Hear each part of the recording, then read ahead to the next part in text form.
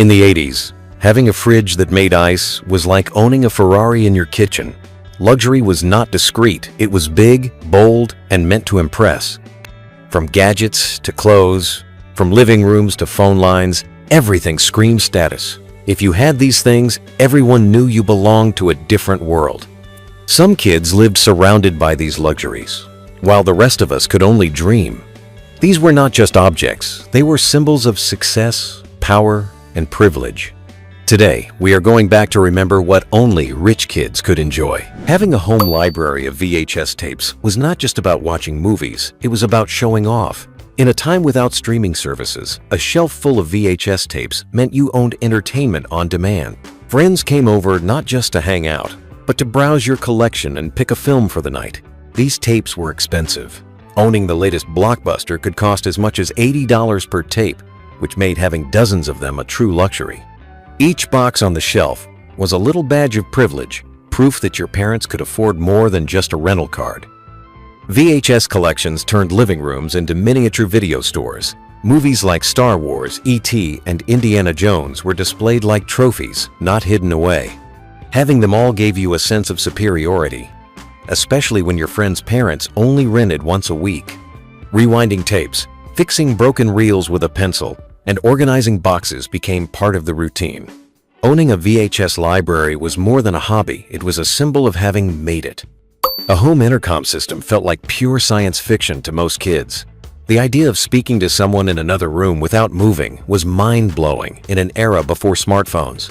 Rich kids had this luxury, pressing buttons to talk to parents or siblings from their bedrooms. It was more than convenience, it was power. You could call for snacks, announce when the bathroom was free, or complain about a sibling without ever leaving your room. The system gave kids a taste of authority usually reserved for adults. Not everything about intercoms was glamorous. Parents used them to remind you to finish homework or clean your room, often broadcasting your business to the whole house. Forgetting to turn them off led to more than a few embarrassing moments. Still, for anyone who had it, this technology felt like the future. It made a simple house feel like a high-tech mansion, even if all you used it for was asking, "What's for dinner?" Air Jordan sneakers were more than shoes, they were a status symbol. Owning a pair in the 80s meant you belonged to an exclusive club of kids who understood fashion, sports, and culture. They cost more than double what regular sneakers did, and that alone made them special. These shoes were tied to basketball legends, music, and street culture. Wearing them was like wearing a piece of pop history on your feet. They were carefully maintained, rarely scuffed, and protected as if they were made of glass. The fear of someone stepping on your Jordans was very real. They were too expensive, too important, and too meaningful to treat casually. Every pair represented hours of convincing your parents, saving money, and waiting in line. Air Jordans did not just change the sneaker game, they changed how kids thought about shoes entirely. They turned footwear into fashion, into identity, and into something worth fighting for. Going to the mall was not about running errands, it was about being seen. For kids from wealthy families, malls were their playgrounds, filled with endless possibilities to shop, eat, and socialize. Every trip was a mini-event, from picking out clothes to meeting friends at the food court. Stores like The Limited, Benetton, and Sharper Image were magnets for kids chasing the latest trends.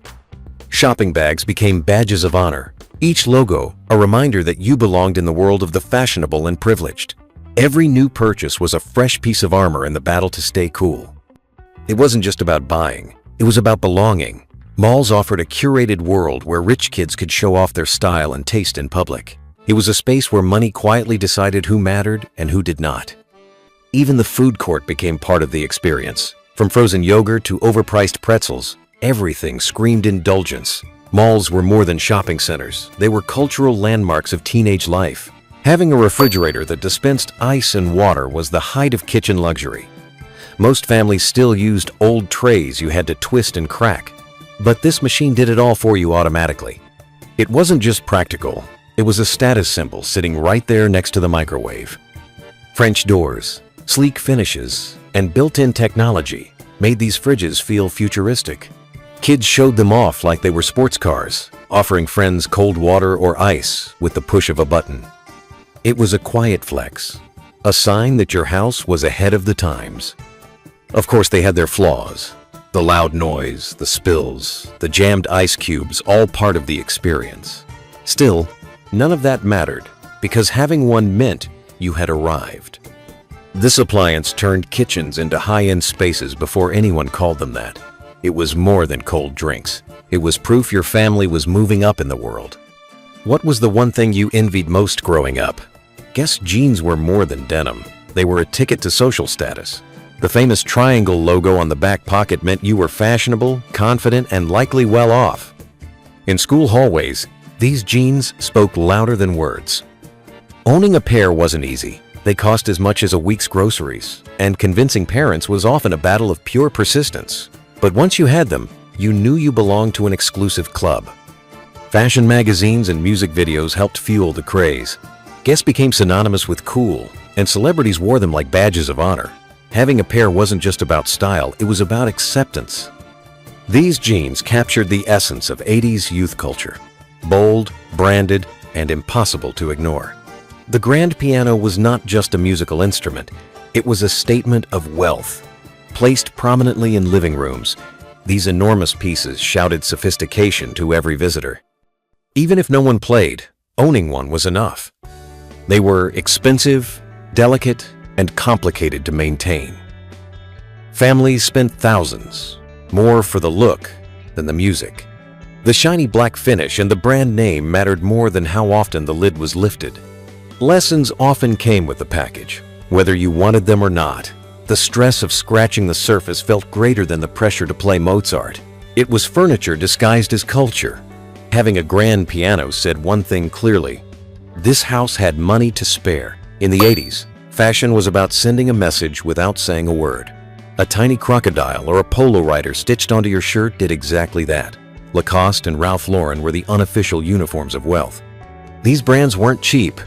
Wearing them meant your parents could afford more than just basics, they could afford status. Schoolyards turned into runways, and shirts became silent flexes. But brand envy came with risks. Wearing a fake was social suicide. Spotting one was a competitive sport. The real thing gave you invisible armor against teasing or exclusion. These brands shaped how kids measured popularity, not by personality, but by the label on your chest. Food was another way the wealthy marked their territory. Grey Poupon, mustard, and Viennetta ice cream were the height of culinary sophistication. Even simple meals felt elevated when served with these products. Grey Poupon wasn't just mustard. It was elegance in a jar. Ads turned it into a cultural phenomenon, a symbol of refined taste. Asking if someone had, it became a running joke about class. Viennetta desserts looked like sculptures more than food.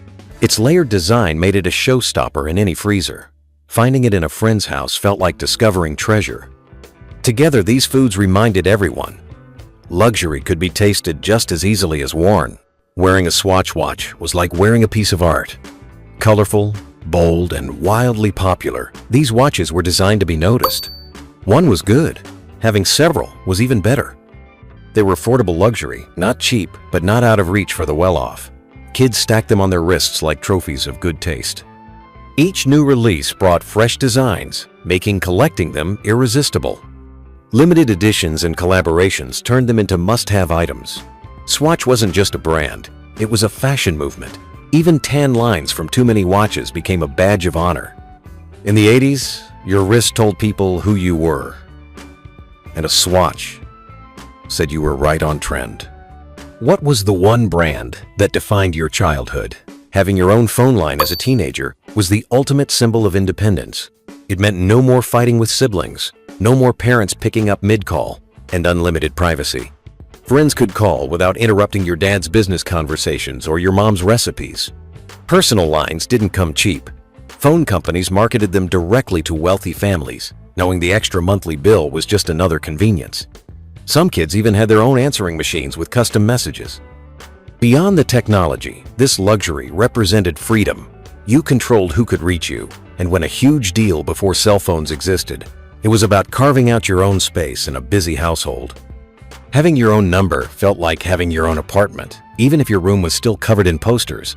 A London fog jacket was not just outerwear, it was a badge of status. Bright colors, high-quality fabrics, and that iconic tag made it clear who could afford the best. Wearing one turned gray, rainy days into fashion statements. These jackets came with a price tag that set them apart. Some cost more than an entire week's groceries, but for those who had them, money was never the issue. At school, they sparked silent envy from classmates still wearing hand-me-downs. London fog was about more than staying dry. It was about fitting in with a certain crowd, the kind that knew brands mattered. Having one said you belonged to a world where image was everything. Even today, these coats carry the memory of a time when the right jacket could open doors, or at least turn heads. Owning a big screen television in the 80s was like having a movie theater at home.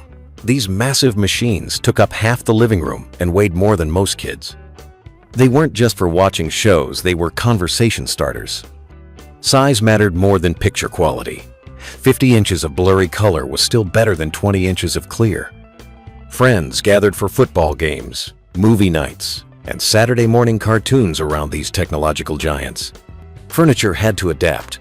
Wooden entertainment centers were built to house these beasts, giving the television its own throne. Moving one required an army of friends or a very strong parent. Big screens weren't just electronics, they were proof that your family was ahead of everyone else. What household item made you feel rich as a kid? The 80s taught us that luxury was meant to be seen. Every brand, every object, every oversized appliance carried a message. We have it, and you want it. Back then, having the latest gadget or fashion trend was more than fun, it shaped your place in the world. These small details defined childhood for an entire generation. And while times have changed, the nostalgia stays the same. If you enjoy these trips back in time, make sure to subscribe so you do not miss the next one.